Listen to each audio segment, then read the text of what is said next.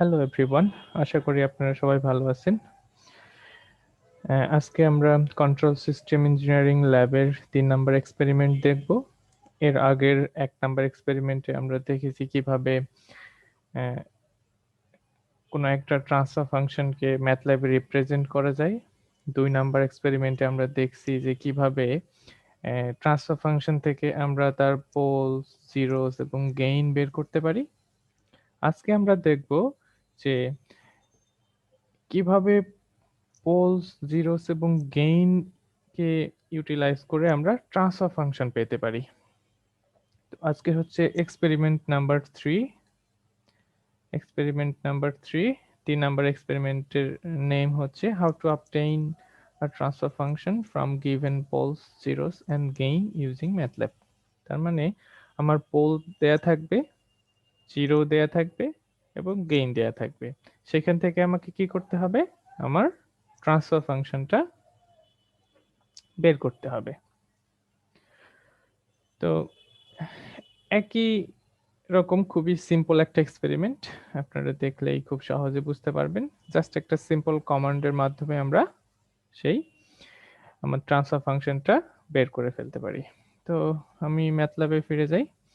ম্যাথল্যাব open করবেন, ম্যাথল্যাব open করে new file create করবেন। নিউ ফাইল ক্রিয়েট করলে আপনাদের এডিটর উইন্ডো চলে আসবে। এডিটর উইন্ডোতে আমরা প্রোগ্রাম লিখব। আমি as usual CLC clear all দিয়ে শুরু করলাম। আমার 1 নাম্বার এক্সপেরিমেন্ট, 3 নাম্বার এক্সপেরিমেন্টের প্রথম সাব এক্সপেরিমেন্ট আমি আগে করব। এখানে কি দেয়া আছে? এখানে বলছে find transfer function from given poles 6, 3, 4, 0, 2 and zeros 3, 4, 6 with a gain of 7. তো আমার পোলস দেয়া আছে 6, 3, 5, 0, 4, চারটা পোলস দেয়া আছে, জিরোস দেয়া আছে 3টা এবং গেইন দেয়া আছে 7। তো প্রথমে আমি এই পোলস, জিরো এবং গেইন গুলাকে ইনপুট নিব এবং অবশ্যই ইনপুটটা আমার হইতে হবে ম্যাট্রিক্সে। তো প্রথমে যে আমি জিরোকে ইনপুট নিব, যত জিরোস দেয়া আছে সেগুলা, জিরোস দেয়া আছে 3, 4, 6। একইভাবে আমি পোলসকে ইনপুট নিব, পোলসকে আমি নিলাম, পোলস দেয়া আছে আমার 6, 3, 4, 0 and 2 and গেইন দেয়া আছে আমার 7। আচ্ছা, আমার গেইন কিন্তু এখানে আমার ম্যাট্রিক্স আকারে নেওয়ার দরকার নেই। তো গেইন কি একটা মাত্র আমার ভ্যালু, এটা স্কেলার হইতে পারে।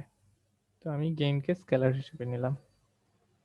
এখন আমি এই পোল জিরো থেকে কি করব? ট্রান্সফার ফাংশন বের করব, তাই তো? তো ট্রান্সফার ফাংশন বের করার জন্য আমার কি দরকার? তার নিউমারেটর এবং ডিনোমিনেটর। ট্রান্সফার ফাংশনে আমার একটা নিউমারেটর থাকে এবং একটা ডিনোমিনেটর থাকে, তাই না? তাহলে আমাকে ট্রান্সফার ফাংশন পেতে গেলে আগে আমার নিউমারেটর এবং ডিনোমিনেটর বের করতে হবে। তাহলে আমার প্রথম কাজ হবে এই জিরোস, পোলস এবং গেইনকে ইউজ করে আমার নিউমারেটর এবং ডিনোমিনেটরকে আলাদা করে ফেলা। যে ওই ট্রান্সফার ফাংশনের নিউমারেটর এবং ডিনোমিনেটর কি কি হবে। তাহলে নিউমারেটর এবং ডিনোমিনেটরকে যদি আমি পেয়ে যাই তাহলে খুব সহজে আমি টিএফ কমান্ড ইউজ করে আমি আমার ট্রান্সফার ফাংশনটা পেতে পারি। তাহলে আমি কিভাবে নিউমারেটর এবং ডিনোমিনেটর বের করব? তাহলে এখানে নিউমারেটরকে আমরা n দিয়ে প্রকাশ করি এবং ডিনোমিনেটরকে আমরা d দিয়ে প্রকাশ করি। তাহলে আমি একটা ম্যাট্রিক্সের মধ্যে নিউমারেটর এবং ডিনোমিনেটরকে আমি ইনপুট নিব। কোথা থেকে? এই যে আমার পোল, জিরো, গেইন দেয়া আছে সেগুলাকে ইউজ করে। তাহলে আমার এখানে এই পোল, জিরো, গেইন গুলাকে কিসে কনভার্ট করতে হবে? আমার সেগুলোকে কনভার্ট করতে হবে হচ্ছে আমার নিউমারেটর এবং ডিনোমিনেটর কার? ট্রান্সফার ফাংশনের। তাহলে আমি এখানে কি করতেছি? পোল জিরোকে কিসে কনভার্ট করতেছি? ট্রান্সফার ফাংশনে কনভার্ট করতেছি, তাই তো? তাহলে আমার এখানে কমান্ডটা হবে জেডপি টু টিএফ। এর আগে ট্রান্সফার ফাংশন থেকে যখন আমি পোল জিরো গেইন বের করতেছিলাম তখন আমার কমান্ডটা ছিল জাস্ট উল্টা, TF to ZP, transfer function থেকে আমরা জেডপিটা নিতাম। এখন আমরা পোল 0 থেকে ট্রান্সফার ফাংশনে নিব, তাহলে আমার কমান্ডটা হবে জেডপি টু টিএফ। এখন এই জেডপি টু টিএফ কাকে ইউটিলাইজ করব আমরা? 0, পোল এবং গেইনকে ইউজ করব। তবে এখানে আমার ম্যাট্রিক্সের ডাইমেনশন মেলানোর জন্য জেডটাকে আমার কলাম হিসেবে ইনপুট দিতে হবে। তাহলে আমরা ম্যাট্রিক্সে কোনো একটা রোকে কিভাবে কলামে কনভার্ট করতে পারি? ফর এক্সাম্পল আমার এটা হচ্ছে রো, তাই তো? এটা হচ্ছে রো ভেক্টর কোন একটা ম্যাট্রিক্সের, ওয়ান ডাইমেনশনাল রো ভেক্টর। তো এটাকে যদি আমি কলাম ভেক্টরে প্রকাশ করতে চাই, তাহলে আমরা যেটা ইউজ করি সেটা হচ্ছে ট্রান্সপোজ করে দেই।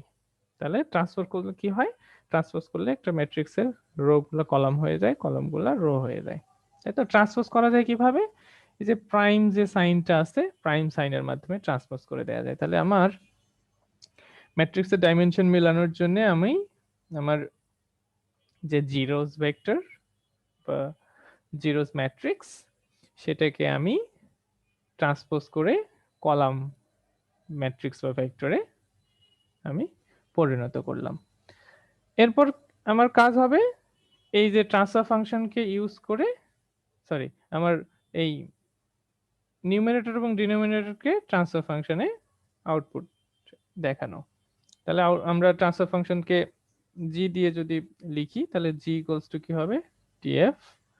আমরা প্রথম এক্সপেরিমেন্টে এটা অলরেডি দেখছি যে কিভাবে নিউমারেটর এবং ডিনোমিনেটর থেকে ট্রান্সফার ফাংশন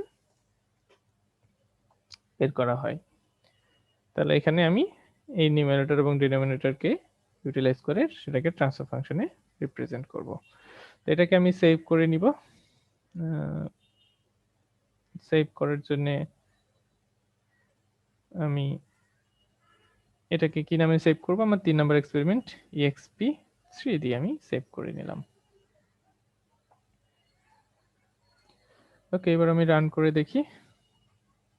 দেখেন, এইগুলো হচ্ছে আমার জিরোস, পোলস, আমি যা ইনপুট দিছি চলে আসছে, তার গেইন 7, তার নিউমারেটর হচ্ছে চলে আসছে এগুলা, এবং ডিনোমিনেটর চলে আসছে। সেখান থেকে আমি কি পাইলাম? তার ট্রান্সফার ফাংশনটা পেয়ে গেলাম। ঠিক আছে, এটাই হচ্ছে আমার কিভাবে আমার জিরোস, পোলস এবং গেইনকে ইউজ করে ট্রান্সফার ফাংশন পেতে হয় তার এক্সপেরিমেন্ট।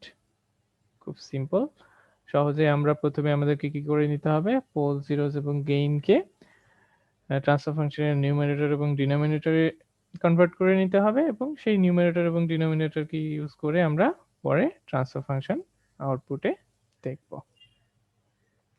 2 নম্বর এক্সপেরিমেন্টে চলে আসি। 2 নম্বর এক্সপেরিমেন্টও একই। এখানে পোলস দেয়া আছে 2, 3 plus 2i minus 4, 0, minus 2, minus 2i।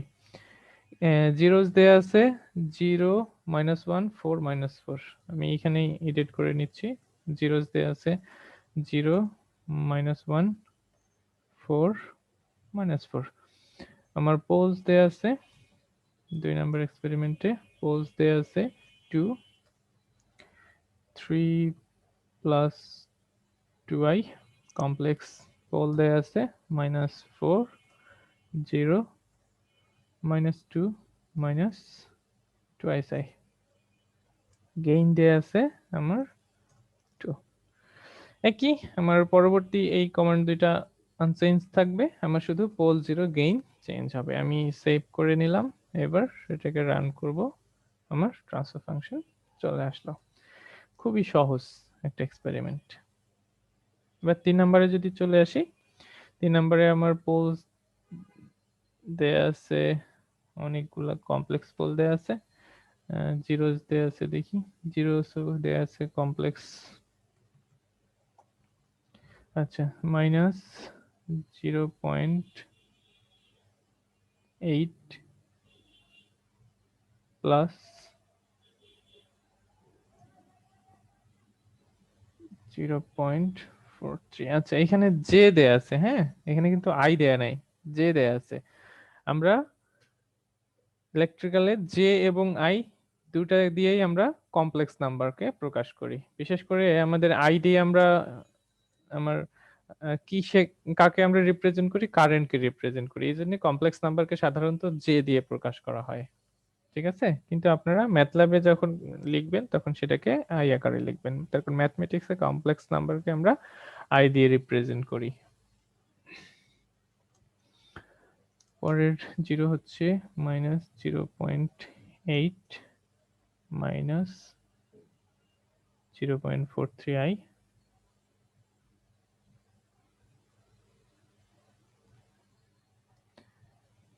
এবং -0.6।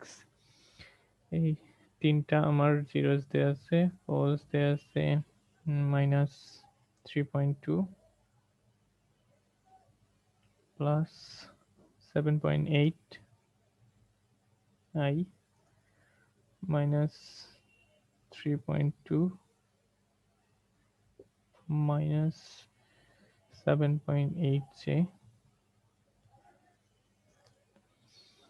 -4.1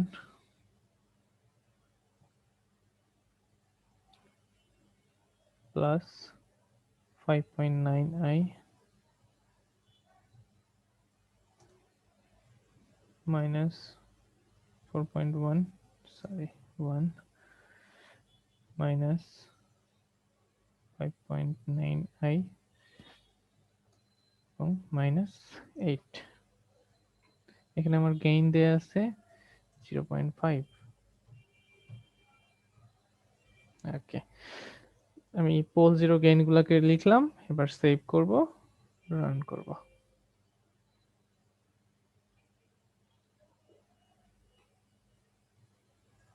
সরি,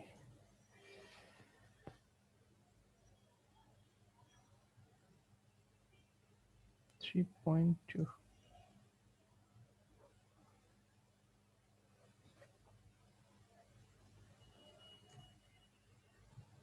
3.2 plus 7.8 j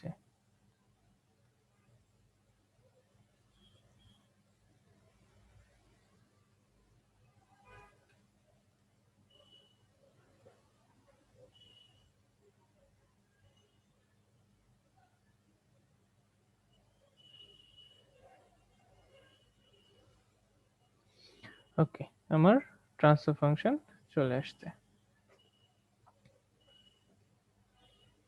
আমার জিরোস, পোলস, গেইন, সেখান থেকে আমার ট্রান্সফার ফাংশন চলে আসছে। এটাই হচ্ছে আমার ট্রান্সফার ফাংশন এইসব পোলস, জিরোস, গেইনের জন্য। ঠিক আছে, তো আমাদের এখন আমি আপনাদেরকে যেটা দেখাবো সেটা হচ্ছে একটা জেনারেলাইজড প্রোগ্রাম। আমি ইন্ট্রোডাক্টরি ক্লাসে দেখাইছিলাম আপনাদের কিভাবে জেনারেলাইজড প্রোগ্রাম লেখার জন্য কিবোর্ড থেকে ইনপুট নিতে হয়।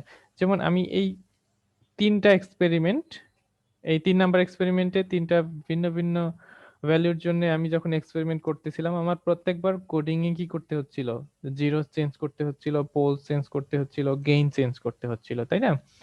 তো আমি কি করব, আমার কোডিং এ আমি কোনো চেঞ্জ করব না, আমি সেম কোডিং এর সাহায্যে আমার সব ধরনের পোল, জিরো, গেইনের সাহায্যে আমি ট্রান্সফার ফাংশন বের করব। আমার কোডিং এ কোনো চেঞ্জ হবে না। তাহলে সেটাকে বলা হবে হচ্ছে জেনারেলাইজড প্রোগ্রাম। তো আমি এখন যদি এই পোলস জিরো গেইনস থেকে, পোলস জিরো গেইন থেকে আমি যদি ট্রান্সফার ফাংশনের বের করার জেনারেলাইজড প্রোগ্রাম লিখি, তাহলে আমাকে কিবোর্ড থেকে ইনপুট নেওয়ার জন্য প্রোগ্রাম লিখতে হবে। তো কিবোর্ড থেকে ইনপুট নেওয়ার জন্য আমি প্রথম ইন্ট্রোডাক্টরি ক্লাসে আপনাদেরকে দেখাইছি যে ইনপুট কমান্ডটা আমরা ম্যাথল্যাবে ইউজ করি, এবং সি প্রোগ্রামের ক্ষেত্রে আপনারা দেখছিলেন যে কিবোর্ড থেকে ইনপুট নেওয়ার সময় স্ক্যানএফ ইউজ করা হয়তো। তো এখানে আমরা ইনপুট ইউজ করব ম্যাথল্যাবে। আমি প্রথম আমার জেড এর মধ্যে আমি কি বলবো যে আমার সব জিরো গুলাকে আমি রাখবো, তাই তো আমি এখানে লিখে দিব এন্টার দ্য জিরোস।